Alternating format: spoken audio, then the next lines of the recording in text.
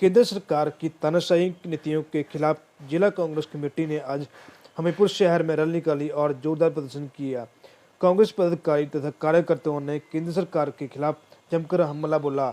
केंद्र सरकार की तानाशाही रवैया अपनाया हुआ है और लोकतंत्र को समाप्त करने में लगी हुई है। कांग्रेस पार्टी विरोध कर रही है। बता दें कि संसद में हुए हमले के बाद सांसदों को लोकसभा तथा राज्यसभा से निलंबित किए गया है। सांसदों को निलंबित करने के विरोध में प्रदेश भर में जिला कांग्रेस कमेटी प्रदर्शन कर रही है। जिला अध्यक्ष कुलदीप सिंह पठानी की अगुवाई में यह प्रदर्शन किया गया। कुलदीप सिंह पठानी ने आरोप लगाया है कि जब से केंद्र सरकार सत्ता में आई है तब से तानाशाही का रवैया अपनाया जा रहा है और सांसदों को विपक्ष में बिना अनुपस्थिति में बिल भी पास करवाने जा रहे हैं। जिला कांग्रेस सदस्यों ने संसद में हमले के विरोध में आग्रह किया और उन्हें ही संसद से बाहर कर दिया गया है। उन्होंने कहा कि केंद्र सरकार ने बेरोजगारी तथा महंगाई सहित अन्य मुद्दों को ध्यान न हटाने के लिए और इसके हथकंडे अपनाए हुए हैं।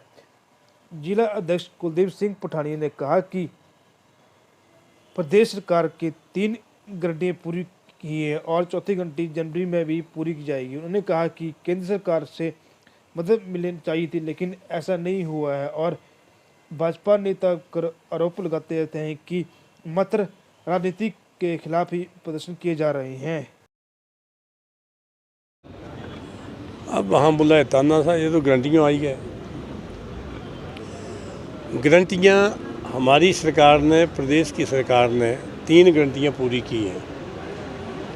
चौथी गारंटी अपने जनवरी महीने में उन्हें लागू करनी है।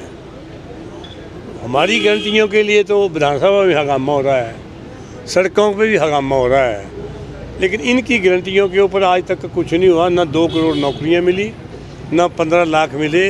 ये कांग्रेस की सरकार लोगों ने चुनी है 5 वर्ष के लिए। तो हमने लोगों को कहा कि जब हमारी सरकार सत्ता में आएगी तो हम समय के साथ साथ सारी गारंटियाँ पूरी करेंगे। लेकिन आपदा के आने के बाद थोड़े डिले हुए। आपदा का जो पैसा था, जो केंद्र की सरकार से मदद मिलनी चाहिए थी, अब पड़ोसी राज्य उत्तराखंड के लिए तो घोषणा हो गई, लेकिन हिमाचल के राज्य के लिए कोई आपदा के लिए कोई घोषणा नहीं हुई।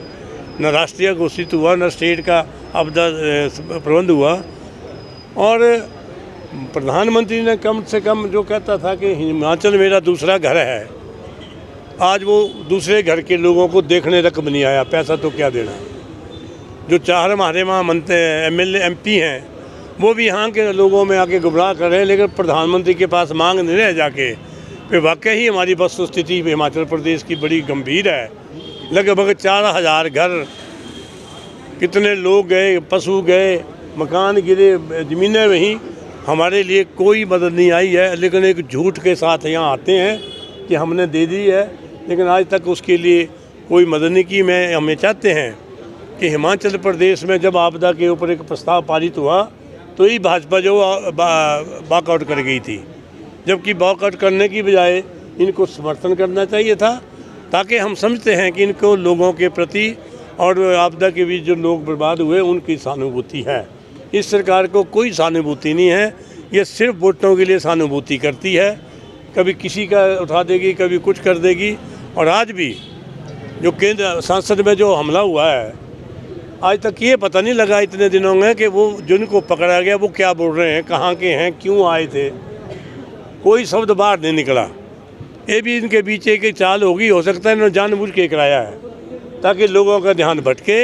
हम संसद बाहर करें और अपने बिल पास करें। अगर इतने दिनों से पकड़े हुए 4 आदमियों के साथ सच नहीं उगला सके तो सच क्या है, ये हम जानना चाहते हैं और देश की जनता जानना चाहती है कि 142 संसदों को क्यों बाहर किया। वो कि जो लोग आए हैं उनसे बताइए कि उन्होंने क्या बोला, क्यों आए थे देश की संसद में ऐसा करने के लिए, या कहीं से उनको उठाया गया है, या कहीं के उनसे जानबूझ के ये वंडर किया ताकि इनके जो मकसद है वो पूरा हो जाए कि सरकार का के लिए मैं कोई सांसद बोल ना सके। इसलिए ये सारी कार्रवाई हुई है और कांग्रेस पार्टी उसके विरोध में खड़ी है। चौथी गारंटी है वो अगले नए साल में वो हम उसको दे रहे हैं। माननीय मुख्यमंत्री ने वहाँ भी कहा, इंदौर में भी कहा और ये रायपुर में रैली हुई कल, उसमें भी हुआ।